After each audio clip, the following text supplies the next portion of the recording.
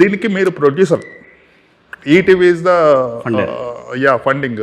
So నాకు ఒకసారి explain చేయండి అది అంటే ఆ పాయింట్ ఆఫ్ వ్యూలో what is the difference between theatrical producer and OTT producer.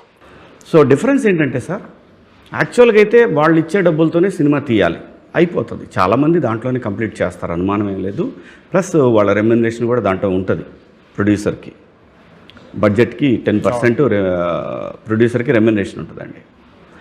So ఇది అనుకున్నప్పుడు నేనేమడిగానంటే, ఇది థియేటర్కి చేస్తాను సార్, నేను పైన ఎక్స్ట్రా ఎంతైనా కానీ నేను పెట్టుకుంటాను దీనికి. వాళ్ళు ఇచ్చిన బడ్జెట్కి ఇది 25% పెరిగిందండి. అది నేను స్పెండ్ చేశాను కాబట్టి అదే డిఫరెన్స్ అండి. అంతకుమించి పెద్ద డిఫరెన్స్ ఏం లేదండి థియేటర్కి రావడానికి. సో వాళ్ళు ఏంటంటే ఆ రెమ్యునరేషన్ కట్. సో మాకు ఉన్న పరిస్థితి ఏంటంటే, థియేటర్కల్లో ఇద్దరికి నేను స్పెండ్ చేసింది పోను, ఇట్ ఈజ్ లీగల్ కాబట్టి మీకు చెప్తున్నాను, లీగల్ అగ్రిమెంట్. మిగతాది ఇద్దరికి 50-50 అండి, ఎంత వస్తే అంత. అది సార్ యాక్చువల్గా ఈ సినిమాకి. సో రిస్క్ అన్నట్టు, బట్ అగైన్ సినిమా బాగుందని మీకు కాన్ఫిడెన్స్ ఉంది కాబట్టి ఇది చేశారు. I don't think risk. Cinema success ఎంత పెద్ద సక్సెస్ అయితే మీకు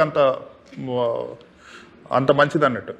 నిజంగా చెప్పాలంటే ఈ వారంలో వచ్చే డబ్బులతోటి నా డబ్బులు వచ్చేస్తాయండి, అది ప్రాబ్లం లేదు అస్సలు. అది సినిమా ఎలా ఉన్నా కూడా అంతవరకు గ్యారెంటీ డబ్బులు ఏం పోతాయని నేనైతే ఫీల్ అవ్వట్లేదు. అసలు అది ఆలోచించలేదండి ఫస్ట్ థింగ్.